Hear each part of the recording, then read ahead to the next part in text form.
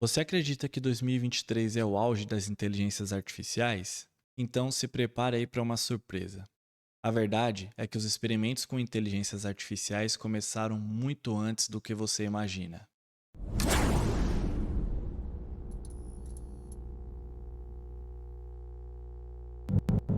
Olá!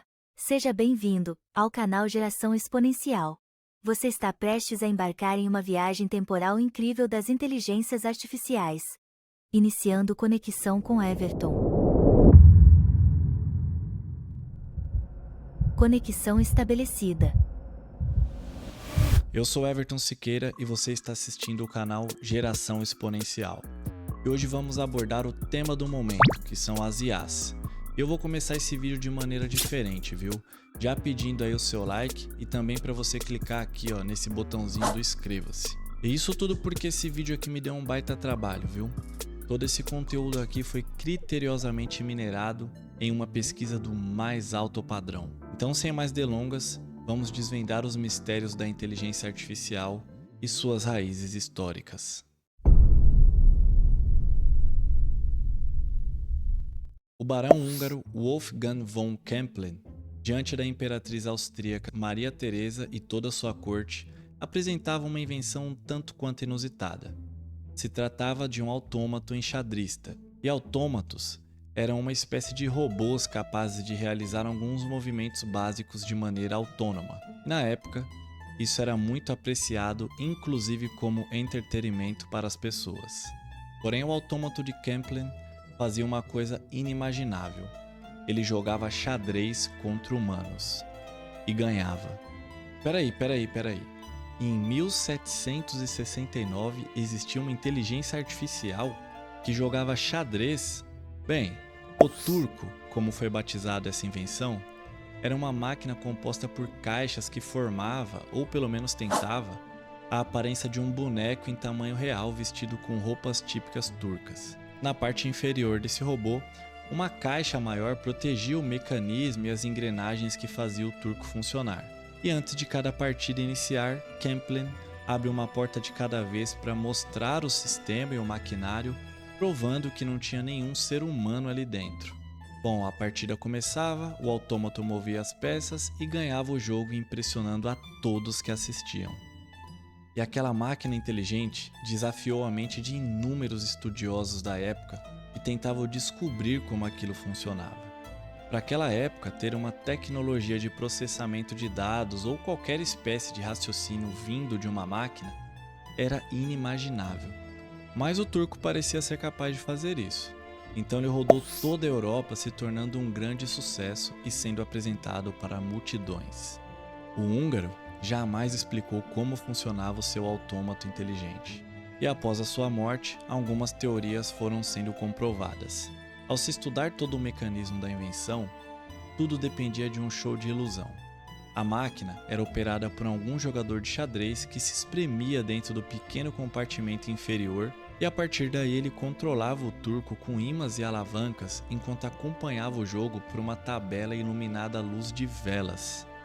Mesmo depois que o truque foi desvendado, as apresentações continuavam fazendo muito sucesso. Afinal, ainda assim aquele mecanismo era algo incrível para a época. E mesmo sendo um jogo de ilusão, o turco foi responsável por vários estudos e discussões que um dia resultaram no Deep Blue, o computador que venceu o campeão mundial de xadrez Garry Kasparov. E abria todo um caminho para a evolução de algo que o ser humano já sonhava há tempos: criar uma máquina inteligente.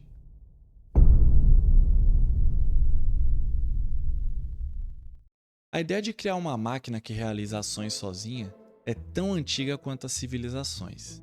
Na mitologia grega, já havia um robô gigante que circulava a cidade grega de Creta 3 vezes ao dia. Esse robô, feito de bronze, foi um presente de Zeus para sua amante Europa. O robô se chamava Talos e foi feito por Zeus para defender a cidade de Creta de invasores e impedir que os moradores saíssem da cidade sem a permissão do rei Minos.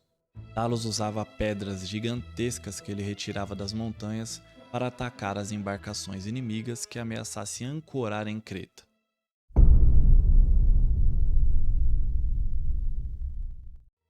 Já na Idade Média, também tinham lendas sobre criações humanas com certa inteligência. E uma história relata que o rabino Yehuda ben Zalel, a fim de defender a comunidade judaica de ataques antissemitas, criou um golem gigante feito de argila. O rabino percebeu que com tamanha força física, o golem era uma espécie de super-humano e que seria impossível manter o controle daquela criatura. Bom, a partir daí surgem algumas versões diferentes da história. Desde histórias que contam que o golem se apaixonou por uma humana e foi rejeitado, se tornando uma criatura assassina, até versões que contam que um padre que odiava judeus lançou uma maldição no golem que acabou saindo do controle do rabino e destruindo tudo em seu caminho.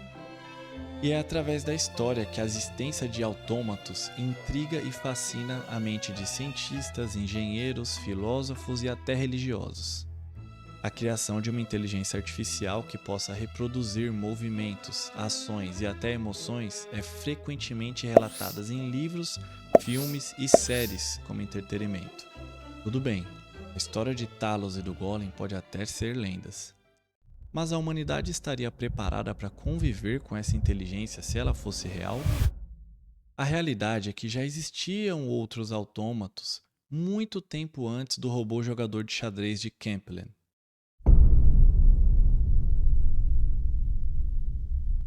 Na Grécia Antiga, 3 séculos antes de Cristo, um engenheiro criou um robô que servia vinho, e ele foi batizado como servo de Philon. Quando se colocava um copo na mão esquerda do robô, com a outra mão ele enchia o copo e parava exatamente antes de transbordar. E o robô ainda poderia diluir a quantidade de água desejada no vinho, viu? Que era um costume comum naquela época. Já em 250 a.C., Tesíbio de Alexandria também criava uma máquina que se movia sozinha para marcar o tempo, um tipo de relógio movido a água. Essa invenção ficou famosa por toda a Grécia. E vários autômatos famosos também surgiram no início do Renascimento, viu? Mas aproveitando que falamos do relógio grego, uma das obras mais impressionantes da sua época é o relógio astronômico da Catedral de Notre-Dame, na França. As horas desse relógio são anunciadas por anjos, e ao meio-dia e meia-noite, a figura de Cristo e seus 12 apóstolos aparecem. E por fim, um galo dourado aparece na parte mais alta do relógio, bate asas e canta. O período do Renascimento foi a era de ouro para a área da arte, ciências e até mesmo da religião. Mas também foi o período em que o homem aumentou o seu fascínio em criar formas artificiais de inteligência. E ao que parece, esse fascínio bateu na porta de um dos maiores gênios da humanidade, Leonardo da Vinci. Em 1495, Da Vinci havia projetado um cavaleiro robô, e esse desenho do gênio talvez tenha sido o primeiro androide da história. Esse robô era composto por articulações muito similares à anatomia humana. Pescoços, ombros, braços, antebraços, mãos, cinturas, joelho e pernas contavam com articulações independentes, o que possibilitaria uma movimentação impressionante.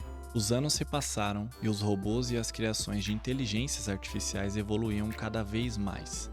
Então, os cientistas e estudiosos chegaram a se fazer a grande pergunta: seria possível que o homem realmente criasse algo inteligente? A partir de 1940, cientistas de variados campos como matemática, psicologia, engenharia, economia e ciências políticas começaram a discutir possibilidades da criação de um cérebro eletrônico. Em 1943, o neurofisiologista Walter McCulloch e o matemático Walter Pitts explicaram alguns modelos básicos de redes neurais artificiais. Essas redes foram inspiradas na rede biológica de neurônios que compõem o cérebro humano. Os cientistas explicaram que as máquinas, assim como os humanos, podem aprender por repetição, e após um período de treino, a máquina seria capaz de realizar ações básicas. Mas, e se a máquina que agora pode aprender fosse capaz de pensar? E em 1950, o cientista da computação britânico Alan Turing publicou um artigo chamado Computing, Machinery and Intelligence, afirmando que se um computador se comporta da mesma maneira que um humano, podemos chamá-lo de inteligente. Turing propôs um teste especial para avaliar a inteligência de qualquer computador. Imagine que um computador e um humano respondem por textos, perguntas feitas por outros humanos, que não conseguem ver quem ou o que está respondendo. Se as pessoas que fizeram as perguntas não conseguissem distinguir se a resposta recebida foi escrita por um computador ou por uma pessoa, o computador teria passado no teste de Turing. O teste de Turing provocou muitos debates e controvérsias. Por exemplo, se um computador é programado para ser mais inteligente que um humano, ele não poderia induzir o seu próprio erro? Pois se o objetivo do teste é obter resultados para separar o humano do computador, então o computador poderia cometer erros de digitação, mudar o assunto da pergunta e utilizar outros métodos para enganar os humanos que fizeram as perguntas. Bem, o fato é que de qualquer maneira o teste de Turing foi um marco no estudo da inteligência artificial. E depois disso, cada vez mais arquiteturas de redes neurais foram surgindo, como o Perceptron, Adaline e a Madeline. Mas infelizmente o avanço foi diminuindo por conta da limitação eletrônica da época. Esses problemas ocasionaram o chamado inverno da IA, um período de poucos avanços científicos na área. Daí somente no início da década de 80 que surgiram novos trabalhos acadêmicos e novas propostas de implementações de redes neurais. E em 1987 aconteceu a primeira conferência internacional sobre o tema, organizada pelo Instituto de Engenheiros Elétricos e Eletrônicos. Evento esse que atraiu mais de 1.800 pesquisadores. E foi exatamente nessa época que muitas ideias importantes surgiram. Bom, e nós já estamos chegando no fim do vídeo, então eu vou resumir os principais marcos históricos nesse processo da evolução das inteligências artificiais com os seguintes pontos. 1943. Warren e Pitts criam um modelo matemático para as redes neurais. 1958. Frank Rosenblatt cria o Perceptron, um algoritmo para reconhecimento de padrões baseados em uma rede neural de 2 camadas. 1980. Fukushima propõe a Neuconitron, uma rede neural de hierarquia multicamada, que foi utilizada para o reconhecimento de caligrafia e outros problemas de reconhecimento de padrões. 1989. Pesquisadores criam algoritmos que usavam redes neurais profundas. Meio da década de 2000. O termo aprendizagem profunda começa a ganhar popularidade após um artigo de Geoffrey Hinton e Ruslan Salakudinov.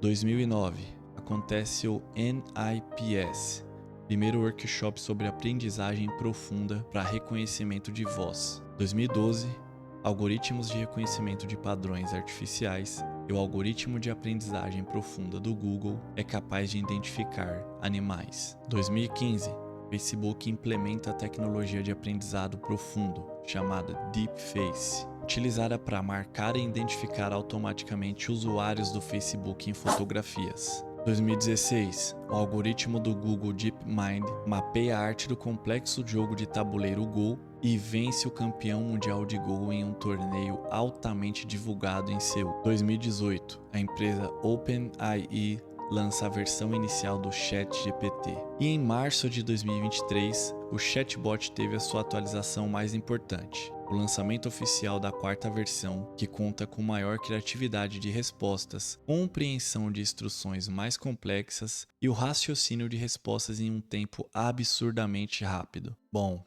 inicialmente presente apenas em mitologias e no folclore, a inteligência artificial hoje está mais presente do que nunca em nossas vidas. E o futuro nos reserva cada vez mais avanços nas inteligências artificiais.